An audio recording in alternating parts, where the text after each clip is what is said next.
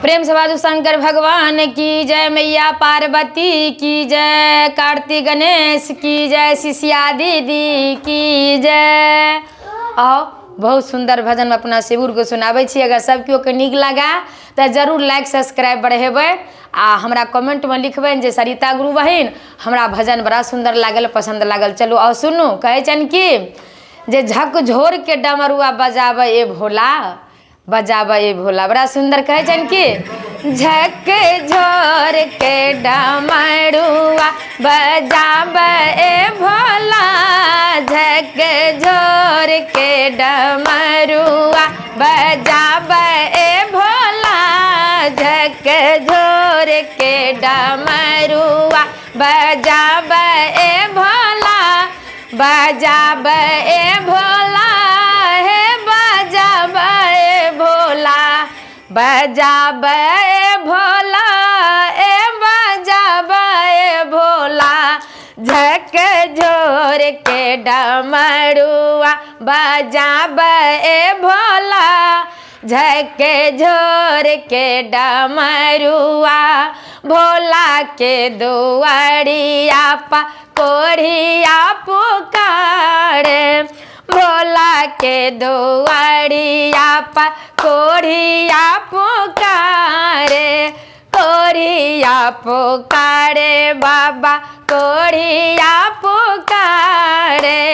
कोढ़िया के काया देके आबाए भोला, आहे कोढ़िया के काया देके आबाए भोला, झकझोर के डमरुआ बजाबै ए भोला, झकझोर के डमरुआ बजाबै ए भोला।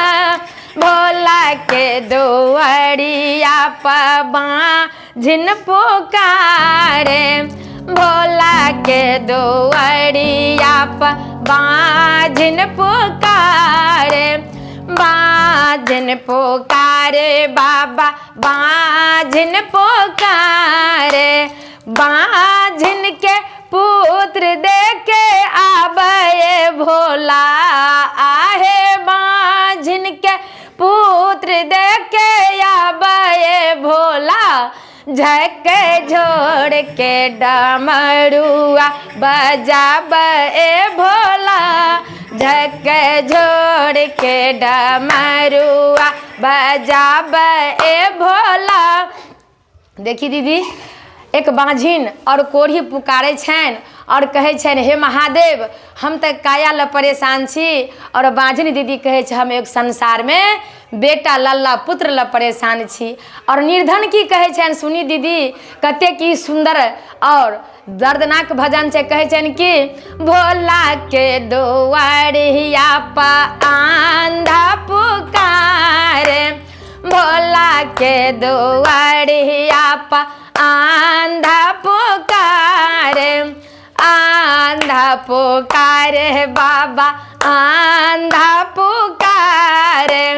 आंधा के नैना देके आबे भोला, आहे आंधा के नैना देके आबे भोला, झकझोर के डमरुआ बजाबै ए भोला, झकझोर के डमरुआ बजाबै ए भोला। भोला के दुआरिया पा लांगड़ा पुकारे, भोला के दुआरिया पा लांगड़ा पुकारे, लांगड़ा पुकारे बाबा, लांगड़ा पुकारे। लांगड़ा के पैर देके आबे भोला, आहे लांगड़ा के पैर देके आबे भोला, झकझोर के डमरुआ बजाबै ए भोला, झकझोर के डमरुआ बजाबै ए भोला। बड़ा सुंदर कहे छन कि भोला के दुआरिया पर दुखिया पुकारे, बाबा दुखिया पुकारे।